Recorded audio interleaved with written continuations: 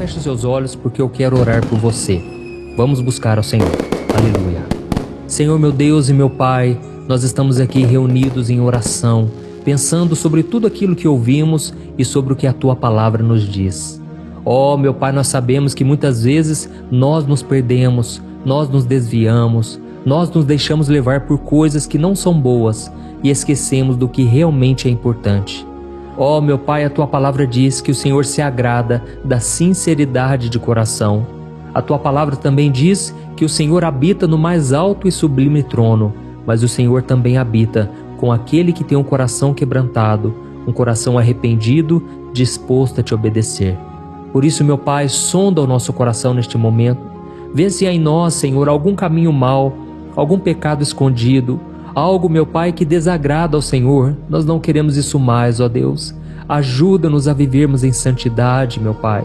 Ajuda-nos, Senhor, a cumprir a Tua vontade aqui na terra.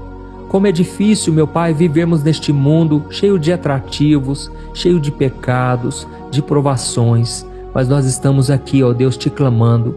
Não nos deixe cair em tentação, na tentação de querer parecer algo que nós não somos ou de querer agradar aos outros. Oh, meu Pai, nós queremos de verdade sermos pessoas melhores, que fazem o bem sem esperar nada em troca. Meu Pai, nós sabemos que o Senhor vê tudo, o Senhor conhece o nosso coração. Então nos ajude a ter um coração limpo, um coração que age com amor, com verdade. Que a gente não faça as coisas somente para mostrar aos outros, mas que a gente faça porque queremos seguir os Teus caminhos.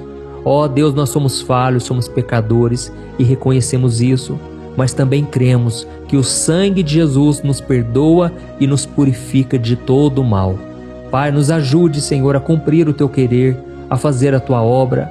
Para nós isso é impossível, mas para o Senhor todas as coisas são possíveis. Pai, a nossa oração é simples, mas é de coração. Nós queremos seguir o caminho do bem, queremos ajudar quem precisa, queremos amar ao próximo e amar ao Senhor.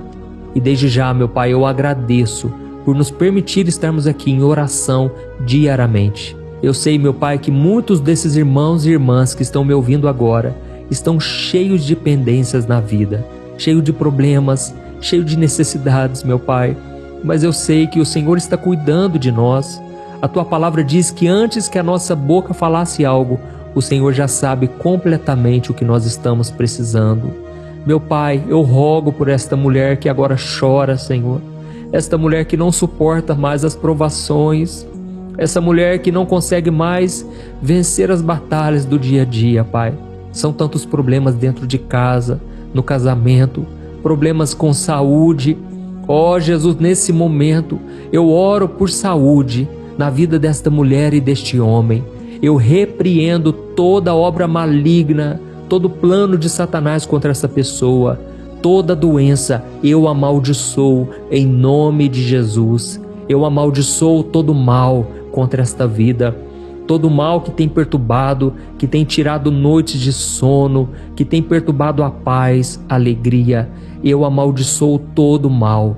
Eu repreendo todo o mal na vida dessa pessoa, neste lar. Senhor Jesus, eu te peço, cobre essa pessoa agora com o Teu cuidado, com o Teu manto de justiça, porque muitas vezes, meu Pai, o inimigo vem acusando este homem e esta mulher que se sentem tão culpados por coisas que fizeram lá atrás. Jesus, a Tua Palavra diz que o Senhor veio para os doentes, porque os sãos não precisam de médico, mas sim os doentes. E eu sei, meu Pai, que todos nós que estamos aqui reconhecemos que a nossa maior doença é o pecado. Pai, perdoa-nos, ó Deus, por tantas vezes mentirmos ao nosso próximo, por tantas vezes fazermos fofoca contra o nosso irmão.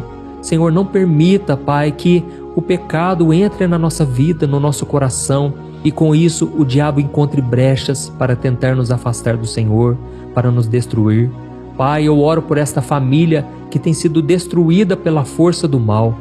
Essa filha que muitas vezes está afastada do Senhor, tem andado com más amizades. Senhor Jesus, ouve a oração desta mãe, ouve a oração desse pai, esse menino que tem se afastado de Deus e tem andado por outros caminhos. Senhor Jesus, vai lá onde ele está, tira toda a rebeldia, Senhor, tira a música do mundo, tira as más amizades, as drogas, a prostituição, a pornografia. Ó Senhor meu Deus, eu te peço, dá-nos da tua santidade. Alcança os perdidos, meu Pai, neste momento. E que o Senhor, meu Pai, possa falar conosco a partir de hoje. Que a gente possa ouvir a tua voz e te obedecer. Ó meu Deus, eu te peço, fica conosco, hoje e sempre. É em nome de Jesus que nós oramos e te agradecemos. Amém. Glória a Deus. Começarmos o momento de hoje, eu quero ler com você um trecho do capítulo 6 da carta do apóstolo Paulo aos Gálatas, que nos traz um ensinamento muito importante que nos mostra como nós devemos viver a nossa vida. Olha só o que está escrito: não se deixem enganar, de Deus não se zomba, pois o que o homem semear, isso também colherá. Quem semeia para a sua carne, da carne colherá destruição, mas quem semeia para o Espírito, do Espírito colherá a vida eterna. E não nos cansemos de fazer o bem, pois no tempo próprio colheremos, se não desanimarmos. Amém? Irmãos, nós temos vivido numa sociedade complicada. Essa sociedade que foca tanto no prazer individual, muitas vezes normaliza tanto o pecado que ela ignora os valores deixados por Jesus. E aí as pessoas vão se afundando cada vez mais no pecado, elas não buscam a Deus, e quando elas caem em si, elas já estão presas em armadilhas que Satanás preparou, elas já estão totalmente frias na fé, elas acabam colhendo as consequências dos seus atos. E se nós não vigiarmos, nós também podemos cair nesses pecados. E eu sei que é muito fácil, e se nós não vigiarmos, nós também podemos ser enganados, iludidos por este mundo, podemos nos afastar da presença do Senhor. Nós muitas vezes podemos contar aquelas mentirinhas somente para evitar conflitos ou para tornar as situações mais confortáveis para nós. Nós podemos muitas vezes inventar ou alimentar fofocas que parecem inofensivas sobre alguém só para nos aproximarmos das pessoas. Ou então podemos humilhar ou ofender o nosso próximo com brincadeirinhas só para sermos o centro das atenções de um pequeno grupo. Enfim, irmãos, não importa o que a gente faça, a Bíblia nos ensina que cada atitude tem uma consequência, sejam elas boas ou ruins. Eu não estou dizendo aqui que se você contar uma mentira, aquilo já vai causar um grande estrago na sua vida. Não é assim que funciona. Mas existem casos que apenas uma mentira já é suficiente sim para arruinar a sua vida, da sua família. Então cada caso é um caso, e o que eu quero dizer é que nós devemos tomar cuidado com as pequenas coisinhas da nossa vida. A Bíblia diz que são as pequenas raposas que estragam a vinha. Ou seja, são as pequenas coisas que a gente muitas vezes passa despercebido, acha que não tem nada demais, que podem aos poucos ir destruindo a nossa vida e nos esfriando da fé. Por exemplo, existem muitas coisas que não são pecado, mas que elas não convêm para o cristão, para aquele que quer andar com Jesus. Tem pessoas que ficam ouvindo músicas seculares e até mesmo com mensagens boas, com letras positivas, mas se a pessoa não vigiar, aquilo tudo vai esfriando a pessoa na fé.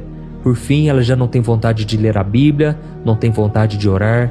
Então nós devemos tomar cuidado com essas coisas que não são pecado, mas que muitas vezes não convêm para nós. E se você é aquela pessoa que deseja andar com Jesus, deseja fazer a vontade dele, faz o seguinte: escreva aqui embaixo nos comentários o seu primeiro nome e na frente escreva assim: Jesus, me ajude a fazer a tua vontade. Glória a Deus. Quando você tem essa decisão no seu coração, nada pode te parar. O diabo não pode se levantar contra você, nada e ninguém pode te fazer cair em tentação, porque você está decidido a andar com o Senhor. A Bíblia diz que Daniel decidiu firmemente no seu coração não se contaminar com as iguarias do rei. E eu creio que essa foi a melhor decisão que ele tomou na sua vida, porque assim Deus o abençoou. Então, meu irmão, não adianta a gente plantar pecado, a gente plantar na carne e querer colher bênçãos do Senhor. Você que já tem me ouvido aqui diariamente, muitas vezes você não se arrepende dos seus pecados. Você simplesmente recebe a palavra no coração, mas não a coloca em prática. E a Bíblia diz que quando nós fazemos isso, nós estamos enganando a nós mesmos.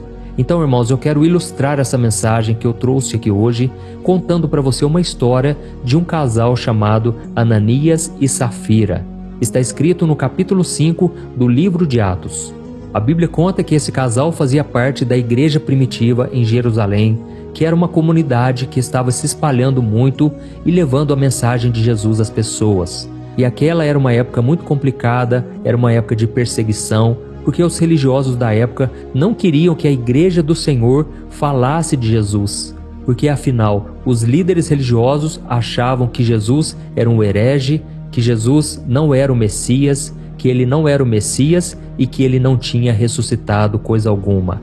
Mas a vida daquelas pessoas estava transparecendo uma grande transformação. E naquela época, irmãos, muito diferente da nossa hoje em dia, as pessoas eram muito generosas, as pessoas queriam ajudar uns aos outros, e os irmãos que tinham propriedades, tinham casas, eles vendiam para arrecadar dinheiro e doar para os mais necessitados, e principalmente para contribuir com a expansão do ministério. E o interessante, irmãos, é que ninguém era obrigado a nada. Eles faziam porque simplesmente amavam a obra do Senhor. E assim, Ananias e Safira venderam um terreno que eles tinham e prometeram aos discípulos que eles doariam todo o dinheiro daquela negociação. Mas eles decidiram ficar com uma parte do valor e não contaram nada a ninguém. E no dia que foi entregar o dinheiro, o apóstolo Paulo recebeu uma revelação do Espírito Santo a respeito daquela mentira e ele confrontou Ananias, que acabou não dizendo a verdade. E como consequência daquele erro, o homem caiu morto na mesma hora. Dá para acreditar? E não acaba por aí, irmãos. A sua esposa Safira não sabia o que tinha acontecido com Ananias e ao ser questionada pelo apóstolo Pedro a respeito do dinheiro da venda do terreno, ela contou a mesma mentira e acabou tendo o mesmo destino do seu esposo. E naquele momento a Bíblia conta que toda a igreja ficou muito assustada e o temor a Deus cresceu no coração das pessoas. Irmãos, esse casal tinha liberdade de escolher o que fazer com o dinheiro da venda. Eles poderiam, por exemplo, manter a sua propriedade, ou então vender e doar tudo, ou não doar nada, ou vender e doar uma parte do valor. Mas o problema foi a escolha deles de mentir. E aqui nós vemos um ponto muito importante no erro de Ananias e Safira. Eles não tentaram apenas enganar a Deus, mas eles também agiram de uma forma que ameaçava a integridade da igreja. No capítulo 2 do livro de Atos, a Bíblia nos conta que a igreja primitiva era muito marcada pela sinceridade, pelo amor, pela unidade e pela dedicação a Deus e ao próximo. Então, a atitude de Ananias e Safira poderia corromper os cristãos e prejudicar o crescimento da igreja de Cristo que estava apenas se formando ali. Então, irmãos, eu sei que a reação de Deus diante da desobediência daquele casal pode parecer muito dura à primeira vista. Afinal de contas, parecia ser só uma mentirinha na cabeça deles. Eles devem ter pensado assim: o terreno é nosso, nós vamos ajudar a igreja, e o que tem de mais nós ficarmos com um pouco desse dinheiro? Ninguém vai saber mesmo. Só que, irmãos, Deus sempre sabe das coisas que a gente faz e das coisas que a gente pensa. E nós precisamos entender que Deus, Ele enxerga além da superfície. Deus vai lá no fundo das profundezas do nosso coração. E naquele caso, Ele percebeu que o engano de Ananias e Safira, se não fosse confrontado, poderia se tornar algo muito pior, porque mancharia a imagem de Jesus diante de quem estava começando a aprender sobre Ele. E antes de continuar essa história, eu quero te dizer uma coisa: Deus também é misericordioso. O perdão e a salvação são ofertas gratuitas que Deus dá para todos aqueles que recebem Jesus como seu Senhor e Salvador e se arrependem sinceramente dos seus pecados. A Bíblia diz que já não há condenação para todos aqueles que estão em Cristo, para aqueles que estão unidos a Jesus. Só que naquele caso, irmãos, aquele casal optou por seguir com seu plano, mesmo sabendo que eles estavam enganando a Deus e a comunidade. E talvez você pense aí, mas por que será que o pastor está falando sobre isso hoje?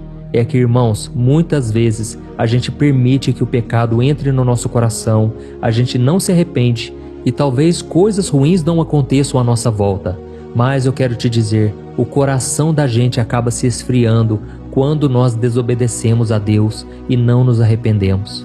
Irmãos, a quantidade de cristãos hoje que estão nas igrejas, que estão ouvindo orações, lendo a Bíblia, mas o coração está distante do Senhor.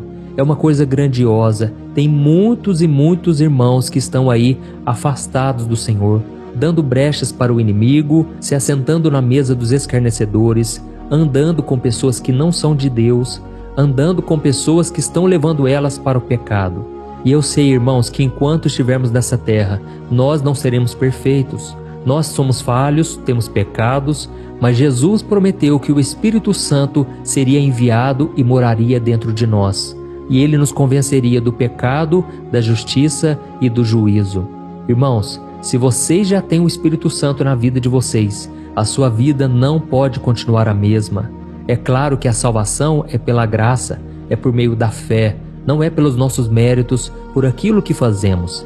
Mas a mudança de vida é um grande sinal de que nós já somos salvos. Amém? Nós não fazemos coisas boas para sermos salvos, diferente do que muitas religiões pregam. Nós não precisamos dar cesta básica, não precisamos fazer o bem ao próximo para alcançar a salvação, porque ao homem é impossível ser salvo pelos seus próprios méritos. Mas quando Jesus entra na nossa vida, é inevitável que a transformação aconteça. Não tem como continuar da mesma maneira. E tem algo muito importante que eu preciso te dizer. As nossas boas obras não podem ser apenas para tentar impressionar as pessoas, para mostrar às pessoas que nós temos algo de bom. Não, a nossa generosidade tem que ser completamente desprovida de vaidade, do desejo de aparecer. Diferente de Ananias e Safira, que provavelmente prometeram doar todo o dinheiro da venda daquele terreno, somente para ficarem bem vistos com a igreja, para chamar a atenção das pessoas em relação à generosidade deles. E por isso, irmãos, Jesus foi muito firme ao dizer que nós devemos fazer tudo para agradar somente ao Senhor e não agradar a homens. E olha só o que ele escreveu em Mateus capítulo 6. Ele disse assim: quando você der esmola, que a sua mão esquerda não saiba o que está fazendo a direita, de forma que você preste a sua ajuda em segredo. E seu pai, que vê o que é feito em segredo, o recompensará. Amém? Eu quero receber a recompensa do Senhor, a recompensa do alto, e eu tenho certeza que você também. Por isso, meu irmão, busque fazer todas as coisas pensando em agradar a Deus e não pensando em mostrar somente para as pessoas. Deixe que Deus te defenda, deixe que Deus cuide da sua reputação diante dos homens. O seu papel é ser uma pessoa honesta, uma pessoa que busca a santidade, e o próprio Senhor mostrará a todos que a obra que tem acontecido na sua vida não partiu de você, mas partiu de Deus. Amém?